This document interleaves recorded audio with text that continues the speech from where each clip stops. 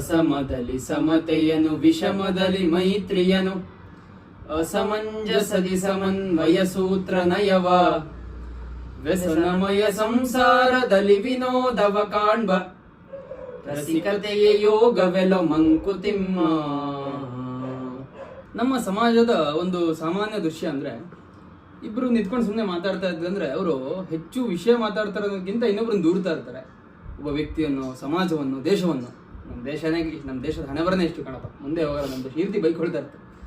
ಆದ್ರೆ ಇಲ್ಲಿ ಗುಂಡಪ್ಪನವರು ಎಂತ ವ್ಯಕ್ತಿ ಬಗ್ಗೆ ಮಾತಾಡ್ತೀರಂದ್ರೆ, ಯಾವ ವ್ಯಕ್ತಿ ಈ ರೀತಿ ಅಸಮತೆ ಅಂದ್ರೆ ಎಲ್ಲ ಸರಿ ಇರಲ್ಲ, ಆದ್ರೂ ಅದರಲ್ಲೂ ಏನೋ ಒಂದು ಒಳ್ಳೆದನ್ನು ಹುಡುಕಿ ತೆಗೆದು ಹೇಳ್ತಾನೆ, ಎಷ್ಟು ಚೆನ್ನಾಗಿದೆ ಅಲ್ಲ ಇಲ್ಲಿ ಅಂತ. ಅಥವಾ ಸಮಂಜಸ ಅಲ್ಲದೆ ಇರೋದು, ಅಸಮಂಜಸ. ಉದಾಹರಣೆಗೆ ಯಾವುದೋ ಒಂದು ಎಲ್ಲ ಭಿನ್ನವಾಗಿದೆ ಅನ್ನೋ ಒಂದು ಸಂದರ್ಭ ಅಥವಾ ವಸ್ತುಗಳು ಯಾವುದು ಸರಿನೇ ಇಲ್ಲ ಅನ್ನೋದ್ರಲ್ಲೂ ಎಲ್ಲದನ್ನು ಸೇರಿಸಿ ಸರಿಯಾಗಿ ಮಾಡ್ತಾನಲ್ಲ, ಸಮನ್ವಯಗೊಳಿಸ್ತಾನಲ್ಲ ಅವನು. ಇಡೀ ಜಗತ್ತೇ ಒಂಥರ ನೋವು, ಹತಾಶೆ, ಒಂದಿಷ್ಟು ವ್ಯಸನಗಳಿಂದ ಕೂಡಿ ತುಂಬ ಹೋಗಿದೆ.